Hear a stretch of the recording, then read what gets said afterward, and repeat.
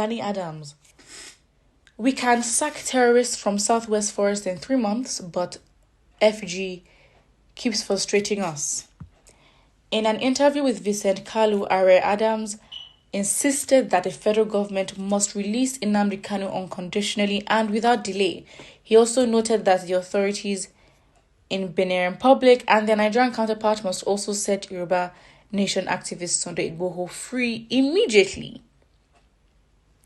Well, before he said this, he also accused the federal government of frustrating efforts by the Odua peoples, or frustrating efforts of the Odua People's Congress to dislodge terrorists from states in the southwest. So he was asked, you issued a statement that terrorists have invaded the forest of Osun, Oyo and Ogun states. How did you come about this? He states, that was an intelligence report and my office as the RR Kakanfo of Yoruba. I do have access to certain information on the Yoruba. If you want to circulate the information individually, it will be very difficult. The only thing you can do is to issue a statement that will get to everybody in the affected communities and also the security agencies so they can act. Psychologically, it is to prepare us to defend our region. My statements have always been accurate. This information, very true. I cannot give false information for any reason. As Ariana Kakanfo, people say you only raise alarm but take no action.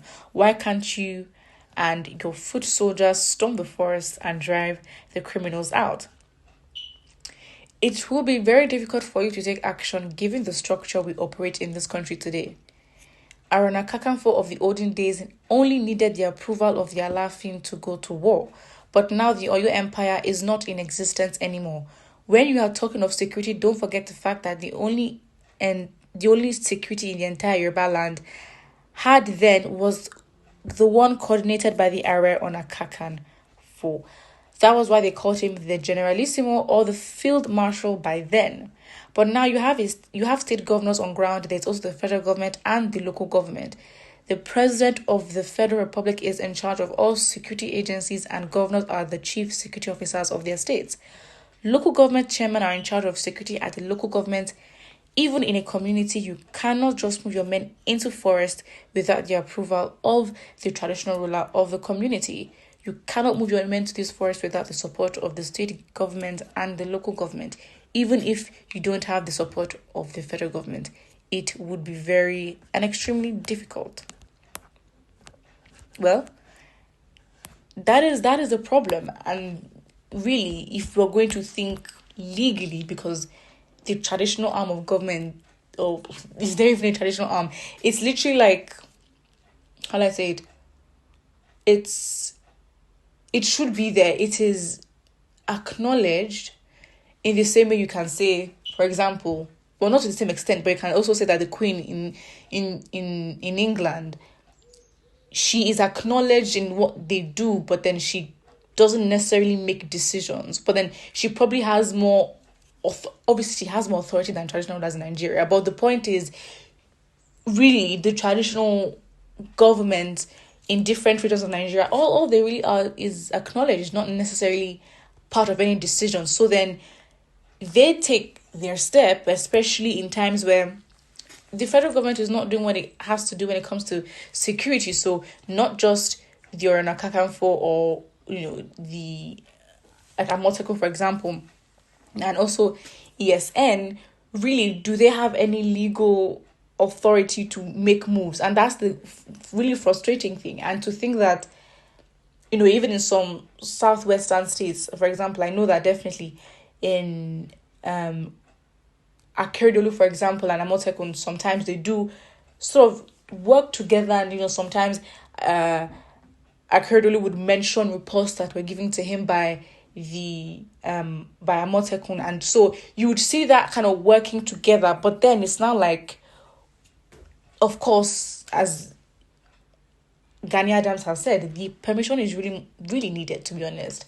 And if anything, the problem is, why are we depending on a body that really, when it comes to purchasing arms, when it comes to training, they may not have the best or the most capacity, and also even the funding as well.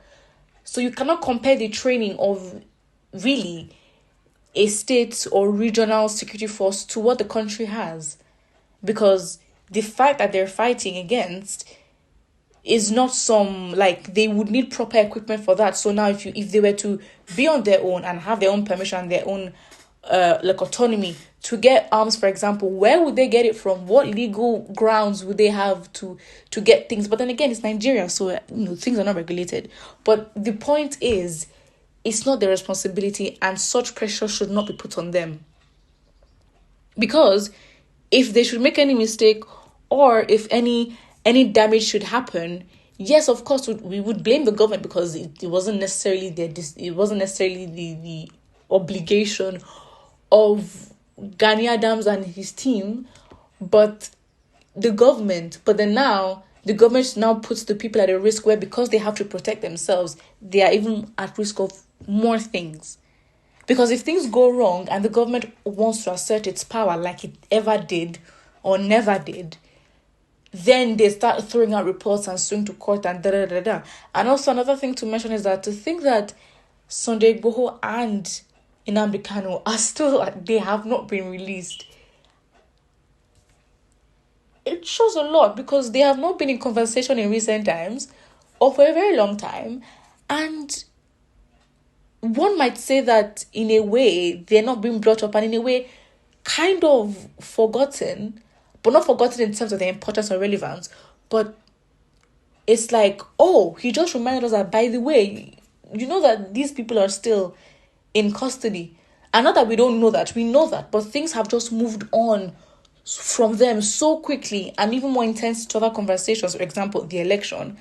And now it's like, oh, they're actually still back there. And it just shows that really, if this government wants to do something, they do it. They would really do it. And so, for the fact that there's been so many pressures, I mean, calling on the international community is very much useless at this point. But, for their causes, Nnamdi Kanu and Sunday Igboho, even other situations that have happened in Nigeria, and then we call on the international scene for them to look at and hold accountable, it really is useless. Nothing ever happens. And now both of these individuals that are representing their regions are unfortunately stuck. I mean, obviously they were fighting for succession, but still, on what grounds do they have to be held in custody? And to think that Sunday Igboho was attacked and had to run for his life. See, yeah, this is your country, but it is what it is. Put what you think about this in the comment section below, and don't forget to like and subscribe.